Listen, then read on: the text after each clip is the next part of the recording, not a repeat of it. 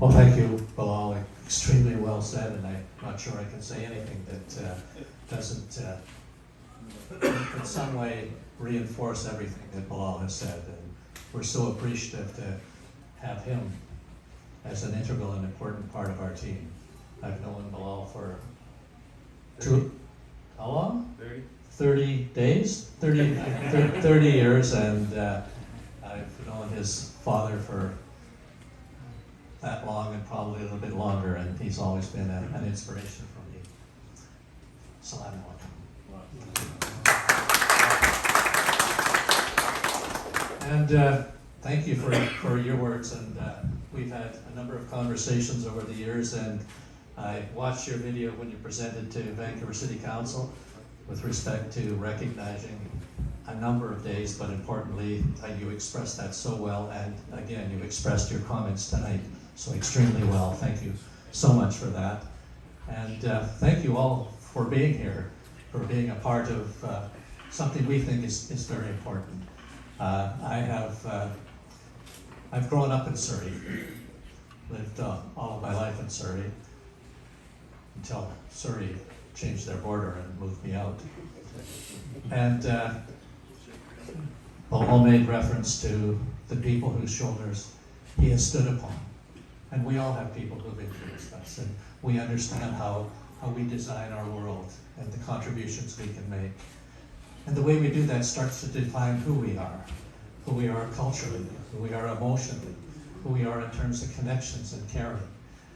Reference Bilal made reminded me of my mother when she told me I should coach Little League Baseball, so I did. I said, Mom, I can't, I'm playing 4 nights a week, so you do it after school. I did it. 4 years later, our team won the right to go to Edmonton. And she said, and the president of the league, Mr. Palmer, said I should go to a city council meeting and tell them I was taking a group of kids to Edmonton. And so I did. I came home that night about 10:30, and my mom came and said, how'd it go, son? And I said, Mom, it was old people making silly decisions. And she looked at me and she said, son, I always hoped I'd raised you to be the kind of person, if you didn't like something, you would not complain about it, but you'd get involved and try and make a difference. I've been doing that, trying to make a difference. My wife and I have been foster parents for a number of kids. I was a probation officer. I was the warden of our largest youth jail. I'm currently on 5 nonprofit boards, Food Banks British Columbia, working with seniors and a number of national organizations. And it feels so good to be able to be there, to talk about things, and to see change.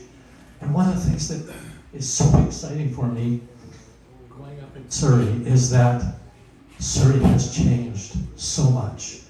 I remember a friend of mine who's a bank manager in Surrey. He moved from Winnipeg in 1990 to be a bank manager here. The president, when he told him he was going to Surrey, he said, do not live in Surrey. It's a terrible place. And he actually tells me he took a map and drew a line around Surrey and went to the realtor and said, I do not want to live there. Surrey was a different place back then. We weren't multicultural. We didn't respect and have the sense of equity, the sense of commitment and caring for each other that we have today. And I think today, Surrey, more than any other city in Canada, represents the values of Canadians in a more meaningful and appropriate way. And I think that's what's exciting about Surrey and the way it's growing. We speak 106 languages. We've got agricultural land, agricultural reserve land. We've got more parkland than Toronto or Montreal or Ottawa or Vancouver. And we are going to be the symbol of excellence in terms of what it is to live together in a caring, committed city. We are going to be there. We're starting to see that change now. But within a decade or more, we're going to be the largest city in British Columbia and one of the largest in Canada, and we are going to reflect the values that are so important to us as Canadians. I'm so proud to be a Canadian, so proud of our statement about multiculturalism, about diversity, about equity, about caring for each other. And those type of things values need to be reflected in policy. We need to be able to realize that we can develop policy in that matter. So as I said, my mother told me to stop complaining, so I said, I'll show you, I'll run for city council. And I did, and got elected, and on council was my first Little League coach. So I started baseball and wrote it out. I became mayor for 10 years. And then I had enough. I was working on my master's degree. So then I was approached by Gordon Campbell to run in a by-election as an MLA. So I did that, and I did that for 20 years, and I quite enjoyed that. I was the minister of 4 or 5 different ministries, and had the privilege of traveling around the world. I was responsible for health promotion. I got to speak to the World Health Conference in Bahrain and in London and a number of places, and to see other parts of the world and what they were trying to achieve, and recognizing that we had a whole lot that they were trying to achieve, and recognizing how important that was. I was always frustrated that people didn't seem to listen to information, evidence, or research. So I went back and did a PhD at Simon Fraser to try, and I looked at how do we develop public policy.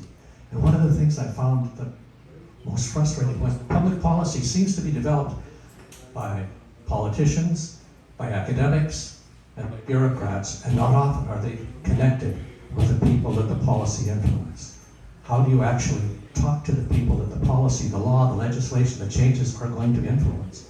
And not enough times do we do that in a way that we can talk to people who have a visceral, emotional connection with that policy and what that means.